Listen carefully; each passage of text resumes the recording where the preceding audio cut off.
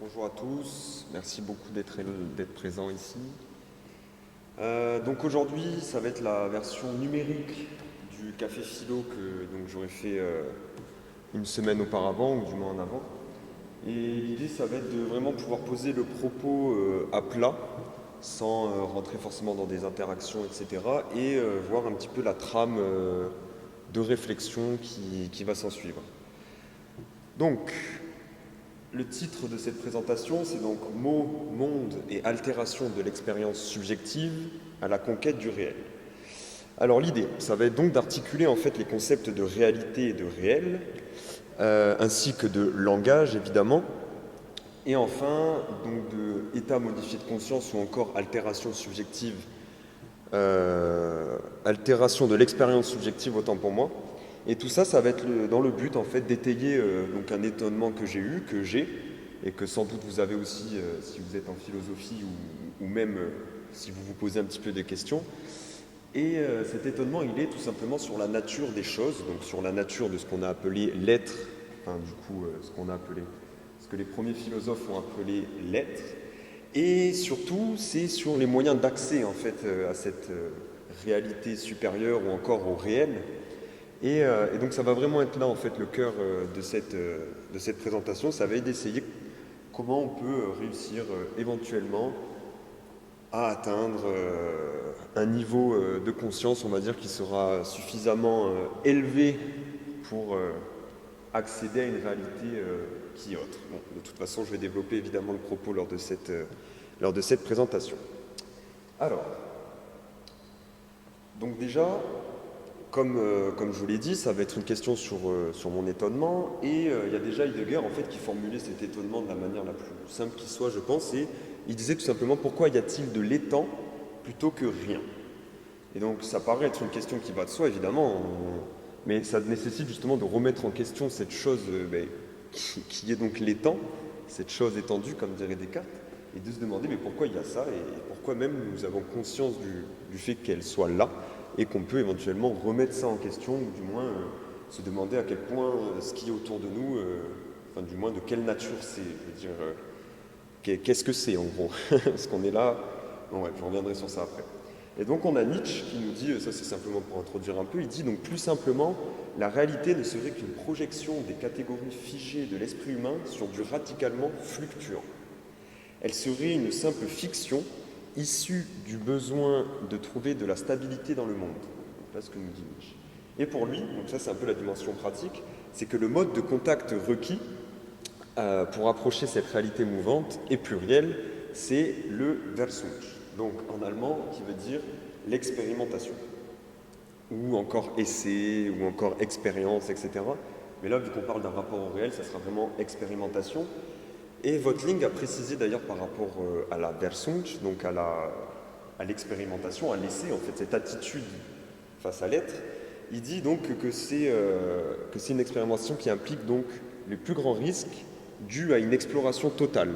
Donc on est vraiment dans cette idée d'essai et puis de découverte, on va dire, d'ouverture face au monde. Alors, que je ne me disperse pas trop, donc là on a le plan de la présentation. Hop là. Alors, avant d'en venir au plan de la présentation à proprement parler, donc de la trame qu'on va suivre, j'ai essayé, on va dire, à ma manière et de manière assez simpliste, d'étayer donc mon étonnement par rapport à l'être. Et en fait, j'en suis arrivé à un bilan qui est relativement simple. En fait, c'est que si on prend du recul donc, sur nos existences, on se rend compte qu'on ignore une grande partie de ce qui nous entoure. Hein, bien que la science, etc., fasse d'énormes progrès et puis d'année en année, voire de siècle en siècle, on en découvre un peu plus. Mais par là même, on se pose encore plus de questions derrière. Donc, on ignore une grande partie de ce qui nous entoure, du pourquoi nous sommes ici, de ce qu'on doit faire, de ce qui va advenir après. En réalité, on est quand même dans un brouillard. L'humain est relativement dans un brouillard, surtout à partir du moment où il commence à avoir une réflexion sur lui-même et sur son environnement, et sur les différentes interactions qu'il va pouvoir avoir avec ces derniers.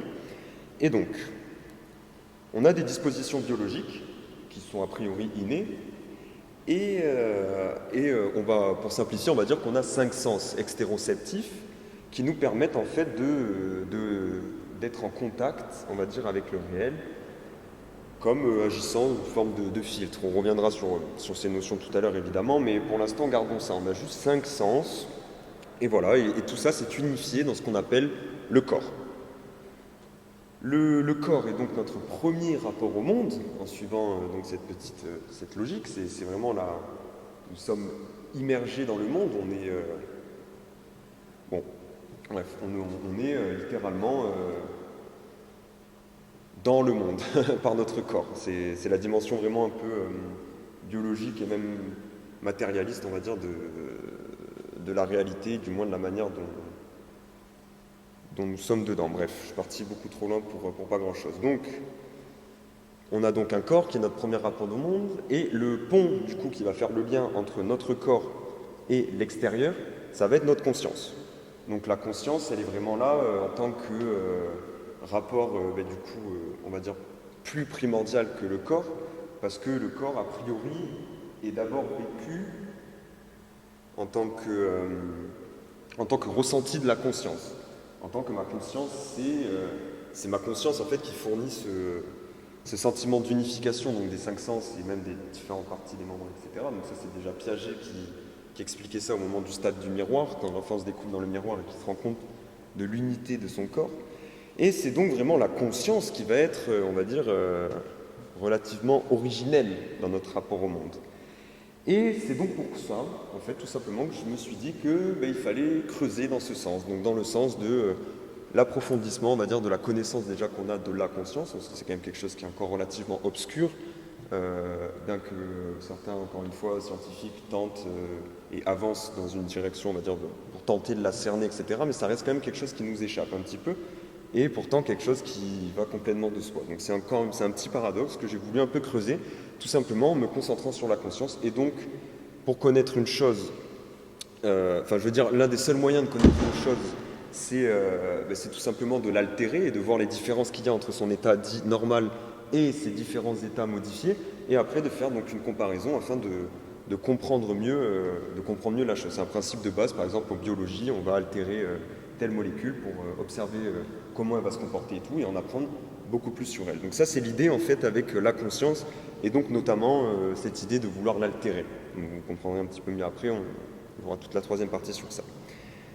Voilà, donc tout ça je vais essayer de le faire, on va dire, dans une approche qui va être dite analytique. Alors analytique, pourquoi ? Tout simplement parce que dans le courant analytique, donc ça soit en philosophie mais qui est hérité un peu des sciences, on va tout simplement décomposer le système en éléments. On va optimiser chaque élément, donc se concentrer dessus plus que nécessaire, et on va essayer par la suite de recomposer l'ensemble une fois qu'on a dispersé un peu le tout. Ça fait penser un petit peu à la méthode cartésienne à certains égards, mais de manière un peu plus poussée. Donc, pourquoi approche analytique vis-à-vis de nous ? Parce que le système de base, c'est nous, version unifiée. Les éléments ici, moi je considère que c'est donc la pluralité des états de conscience qu'on va être capable de vivre. Et l'ensemble, c'est la manière unifiée par laquelle nous percevons la réalité. Donc l'idée, ça va vraiment être de décomposer donc, ces trois parties pour essayer de tout simplement se rapprocher, on va dire, d'une potentielle réponse à notre problématique qui va venir juste après. Alors, tac. Et donc, avant d'en venir à la problématique, je vais rapidement faire un plan de la présentation, histoire de savoir où on va se diriger après ce petit préambule. Donc, dans un premier temps, et ce que je vais faire juste après, on va d'abord définir, puis distinguer ce qu'est le réel, ce qui est la réalité, comment on peut distinguer les deux. On va en venir évidemment à la problématique, donc notre fil rouge de cette présentation, et on va voir par la suite donc la fameuse conquête du réel. Et qui dit conquête dit forcément, on va dire, obstacle. Donc là, ça sera donc des obstacles épistémologiques qui, a priori, vont nous empêcher d'être en contact direct avec ce dernier. Ensuite, on va faire un petit passage par donc la linguistique. On va se poser des questions de base que la linguistique s'est posée, mais qui vont nous aider, on va dire, à avancer dans le sens, en fait, de la réflexion générale. Donc, on va passer par le problème de la dénomination en linguistique. On va parler rapidement du paradoxe de l'origine du langage. Le langage, donc là j'ai marqué le langage ennemi ou ami. On va s'intéresser ici si le langage va être une traduction fidèle de nos pensées, de la réalité, tout ça, voir en fait s'il peut nous aider ou si au contraire il nous éloigne de la quête du réel. Et donc voilà, pour la linguistique, on va voir un peu tout ça et je vais évidemment mettre en résonance tous les concepts qu'on va voir avec justement cette idée de quête vers le réel. Ensuite, donc pour la troisième partie, je n'ai pas précisé quelle partie était. Donc la première, ça va être distinction, problématique et obstacles épistémologiques. La deuxième va être sur le langage et la troisième va être un petit peu plus large et un petit peu plus conséquente. Ça va être donc sur les états modifiés de conscience, sur leur origine, le nouveau paradigme qui a été créé par Arnold Ludwig, donc à partir des années 1972, où ce monsieur a écrit donc un article se nommant Altered States of Consciousness, donc les états altérés de conscience. Et il a vraiment posé une base en fait pour toute la communauté scientifique pour pouvoir après étudier justement tous ces états de conscience. Donc ça va être le cadre conceptuel posé par Ludwig, les 5 inducteurs d'états modifiés de conscience. Donc lui, il a réuni, pour lui, il y a 5 manières d'induire des états de conscience modifiés. Et voilà, donc 5 manières qui vont regrouper plusieurs pratiques dans chaque manière. Bon, vous verrez ça juste après. Et donc évidemment, on va aussi définir ce qu'est un état de conscience modifié, ça va de soi. On va voir si on peut aller vers un dépassement des fameux obstacles épistémologiques, donc de la première partie, grâce notamment aux expériences, enfin aux états de conscience modifiés. Et surtout, en fait, on va se concentrer sur principalement 2, mais plutôt un, qui va être donc le mysticisme, donc l'état modifié de conscience qui va être dit de l'éveil, ou je ne sais pas comment on pourrait appeler ça, de l'union avec le divin, etc. Donc qui a été... on va parler un petit peu du mysticisme, qui représente en soi un état de conscience modifié. Et on va parler aussi rapidement des substances psychotropes, telles que les psychédéliques, etc. On va faire un petit détour par là. Mais là, l'idée, ça va vraiment de poser le cadre et les bases. Et après, on verra par la suite. Donc on parlera aussi un petit peu de Carl Gustav Jung, qui va jouer aussi un rôle, selon moi, dans le processus d'accès au réel, par justement son processus d'individuation, qui, comme vous le verrez à la fin, constitue pour moi, on va dire, une condition nécessaire pour atteindre un potentiel contact avec le réel. Et donc pour finir, tout simplement, on va conclure en répondant à la problématique que je n'ai toujours pas donnée. Et voilà. Donc ça, c'est pour le plan. Alors la problématique, je me rends compte qu'elle vient, elle vient juste après. Donc déjà, on va distinguer donc le réel et la réalité, par des définitions absolument très simples. On ne va pas ici rentrer dans des détails ontologiques, etc. On va juste définir le réel comme étant une existence objective indépendante de la conscience. Donc ça, c'est vraiment une définition qui a traversé la tradition philosophique et qui consiste à dire tout simplement que le réel, c'est cette chose qui est là, qui existe en fait indépendamment de l'humain, tout simplement. Donc, ça va être éventuellement les forêts, la nature, tout ce qui va représenter pour l'humain un dehors. Et justement, on va revenir peut-être sur cette notion de dehors, qui pour moi me semble plus appropriée que réel, mais juste, on verra tout ça par la suite. Et donc voilà, tout simplement, existence indépendante, objective, donc indépendante de la conscience et objective. La réalité, elle inclut à la fois donc, le réel et notre perception subjective de ce qui existe. Donc elle va être teintée tout simplement de nos a priori, de nos préjugés, de notre conditionnement culturel, de tout un tas d'obstacles justement qu'on va voir par la suite. Et comme disait donc Lacan, la réalité serait en quelque sorte la grimace du réel. Ça serait quelque chose qui s'en rapprocherait, mais qui en serait en fait qu'un simili, qu'un substitut. Et justement, on va essayer d'étayer un peu tout ça par la suite. Donc, aussi une phrase très importante donc, de Bergson, que vous allez voir dans l'affiché. Bergson, il a vraiment initié un mouvement philosophique qui me parle énormément, dans la mesure où lui, il a vraiment rapporté la connaissance au sujet et à la manière dont le sujet peut éventuellement accéder à un niveau relativement élevé, on va dire, de la perception des choses. Il dit, mais supposez qu'au lieu de vouloir s'élever au-dessus de notre perception des choses, comme le ferait un soi-disant Dieu par exemple, ça c'est moi qui le rajoute, nous nous enfoncions en elle pour la creuser et l'élargir. Voilà, donc là cette phrase je la trouve très très pertinente dans la mesure où Bergson il dit ne cherchons pas une chose qui va être transcendante, à laquelle on va essayer de se connecter, je ne sais pas moi, pour un effort de la raison ou je ne sais trop quoi.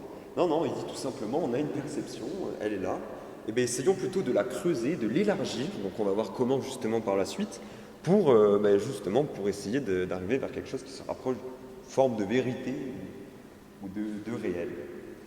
Alors, la problématique. La problématique. Donc j'ai tout simplement formulé la problématique ainsi. Certains humains ont-ils accès à la réalité sans médiation, autrement dit au réel? Si oui, sous quelles conditions le peuvent-ils? Et comment affirmer ou même prouver que c'est bien le cas? Et donc sous quels critères? Donc voilà, la question va être ici non pas de convaincre que certains humains peuvent accéder au réel. On va d'abord dérouler donc toute la trame réflexionnelle, mais in fine, on va quand même revenir sur ça va être donc le fil rouge en fait de cette présentation.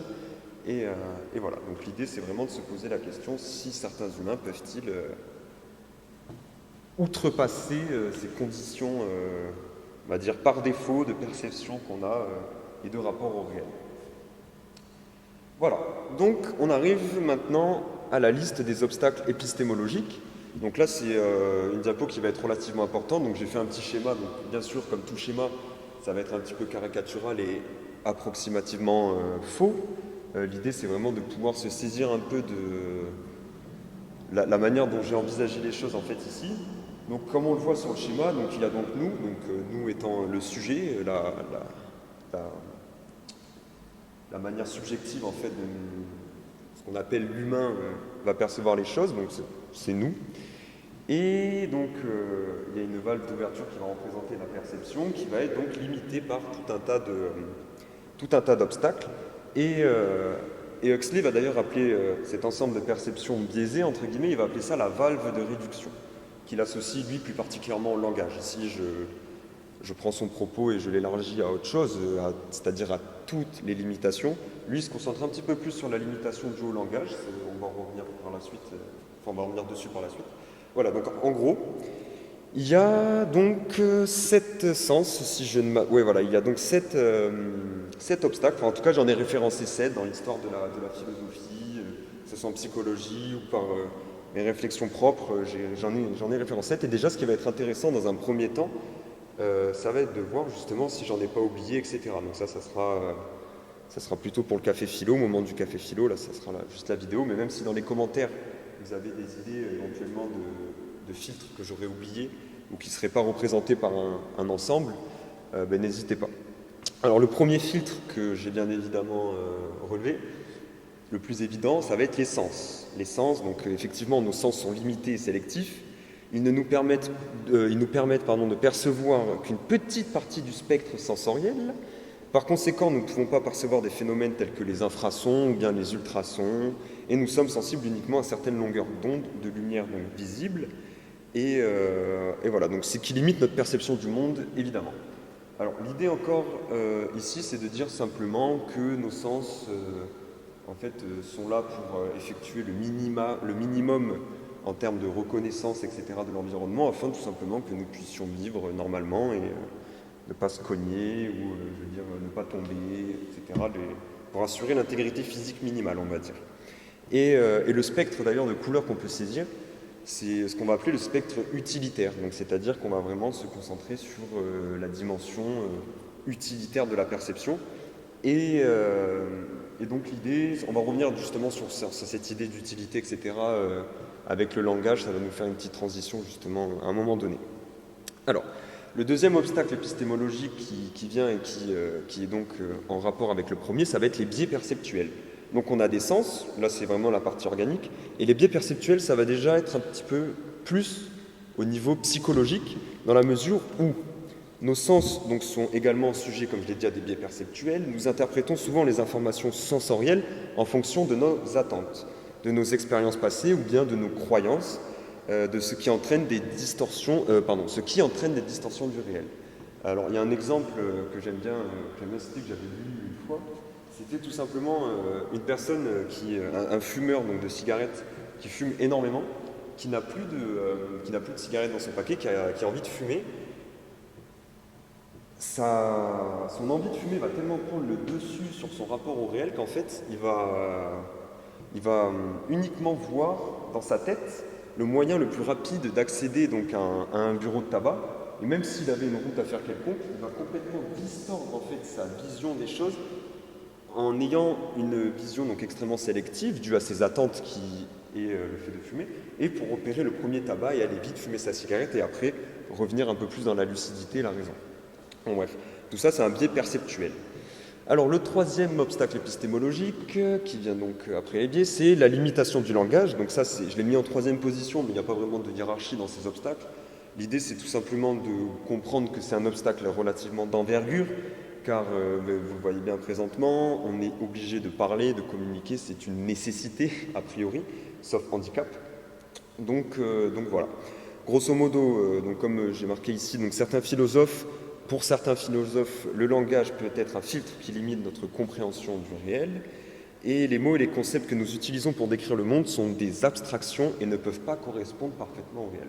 Voilà, donc ça c'est une première vision des choses qui est relativement partagée, on va dire, dans l'histoire de la philosophie, même si Hegel, lui, considérait que le réel était fidèle à la pensée. On va vite fait y revenir tout à l'heure, mais on ne va pas trop s'attarder sur ça.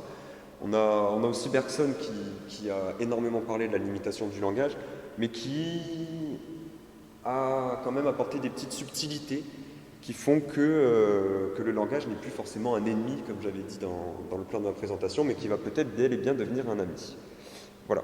La quatrième donc, catégorie, le quatrième obstacle, c'est donc les catégories mentales. Donc là, j'ai pris un exemple, mais ça, pareil, ça a été relativement traité dans l'histoire de la philosophie. Donc là, j'ai pris Kant. Donc selon Kant, nos catégories mentales telles que le temps, l'espace et la causalité sont des filtres en fait qui structurent notre expérience du monde et ils façonnent la manière dont nous organisons et comprenons la réalité, mais ils peuvent également limiter notre compréhension de ce qui limite au-delà de ces catégories. Et pareil, on va revenir de toute façon sur chaque obstacle, on va voir comment on peut tenter de les surpasser, voire les surpasser. Et on va voir que cet obstacle-là, pareil, va être un peu tenace, mais que suivant en fait les différents témoignages qu'on a eus des expériences ayant atteint des états mystiques ou autres, mais en fait c'est plus forcément un obstacle enfin on reviendra par la suite, mais je vais te dire c'est pas bien que structurant pour Kant, ça peut ne pas l'être. Alors le cinquième obstacle, l'interprétation subjective. Donc celui-là, j'ai hésité à le mettre parce qu'il pouvait être regroupé sous les biais perceptuels ou éventuellement en fait avec les biais. Mais il y a quand même une différence parce que donc là on a quand même deux philosophes qui ont parlé de ça. Donc il y a notamment Nietzsche avec Nietzsche voilà le perspectivisme et Sartre avec son existentialisme. Et donc tous les deux, ils ont soutenu que notre interprétation subjective du monde est un filtre majeur. Donc en effet, là, ils ont regroupé par exemple nos émotions, nos valeurs, nos croyances personnelles qui vont influencer notre perception de la réalité et ce qui peut conduire à des conceptions très très très différentes de la réalité entre individus. Voilà, donc ça explique notamment la pluralité culturelle, etc. et les différentes manières de se représenter le réel. Voilà, donc le sixième obstacle, ça va être la médiation culturelle. Donc là, vous allez voir que lui, c'est vraiment l'un des obstacles les plus compliqués à outrepasser, vraiment. Et ça consiste tout simplement en fait, à toutes les informations relatives à la culture que l'on reçoit, donc telles que donc, les médias, je sais pas moi, les diverses sources d'informations en fait, qui sont à notre disposition, les réseaux sociaux, etc. Et les informations que nous allons recevoir par l'intermédiaire, mais même de la religion, même de la politique, etc., ils vont largement influencer notre vision du monde, étant donné que nous sommes baignés dans un bain de langage et que étant enfant, on s'approprie le monde par imprégnation culturelle acquise. Ce qui fait qu'on comprend vraiment la puissance de ce biais, étant donné qu'il est ancré depuis l'enfance. Voilà. Donc il y a notamment Carlos Castaneda dans les leçons de Don Juan qui parle de cet obstacle en fait et qui l'associe au langage. Et en fait tout simplement le sorcier, donc qui est un personnage extrêmement mystique, explique à Carlos Castaneda que l'un des moments les plus tragiques selon lui dans la vie d'un enfant, c'est le moment où l'enfant assimile un objet avec un concept, avec un mot. Il dit voilà, dès qu'un adulte s'approche d'un enfant, il lui dit voilà, ça c'est une chaise, ça c'est une table, ça c'est une gourde, ça c'est bien, ça c'est pas bien. Et Certes, ce sont des fondamentaux pour l'enfant pour après vivre plus tard, mais le sorcier, qui est vraiment quelqu'un d'atypique, considère que, eh bien, en fait, ça lui est plutôt défavorable et que ça lui éloigne donc d'une certaine forme de réalité et que ça met tout un tas de voiles. Et justement, Bergson va parler du mot comme voile, tout ça, donc il y aura ici un lien. Voilà, donc la médiation culturelle, gros obstacle, on va voir justement quel va jouer son rôle dans l'atteinte du réel et s'il est vraiment aussi tenace que ça. Donc le dernier obstacle, je suis désolé, ça fait un peu listing, mais c'est important, de toute façon il y a le schéma aussi qui est là, mais c'est vraiment important de poser ses bases, vu que c'est sur ça qu'on va après partir pour justement essayer de les dépasser. Ça va être donc l'inconscient, ben oui, l'inconscient selon Sigmund Freud, donc grand inventeur de la psychanalyse, et une partie importante de notre expérience est déterminée par l'inconscient, qui contient des pensées, des désirs, des motivations qui ne sont pas, que nous ne percevons pas consciemment, directement. Donc, de toute évidence, ça va forcément créer des biais, pareil, inconscients, qu'on va pas forcément, qu'on ne se rend pas compte. Hein, c'est le principe d'une chose qui est hors de la conscience et qui, d'une certaine façon, va encore une fois biaiser, nous éloigner d'une réalité, enfin du moins, d'une réalité plus pure qu'on appellera alors le réel. Voilà. Donc tous ces éléments-là, ils peuvent influencer notre comportement, notre perception de la réalité, donc les 7 obstacles. Et en fait, la plupart de ces obstacles, ils vont dériver de l'influence inhibitrice de l'ego. Alors, c'est-à-dire, donc l'ego, c'est donc la représentation et la conscience que l'on a de soi-même. Et bon, voilà, donc ce dernier fonctionne comme un réflexe conditionné qu'on développe en grandissant depuis notre plus jeune âge et qui se pose en contrôle inhibiteur du cerveau. Donc, je vais terminer, après j'irai peut-être un peu plus dans le détail. Et comme l'observait Platon, donc cela pose une sorte de voile entre nous-mêmes et la perception que l'on a du réel.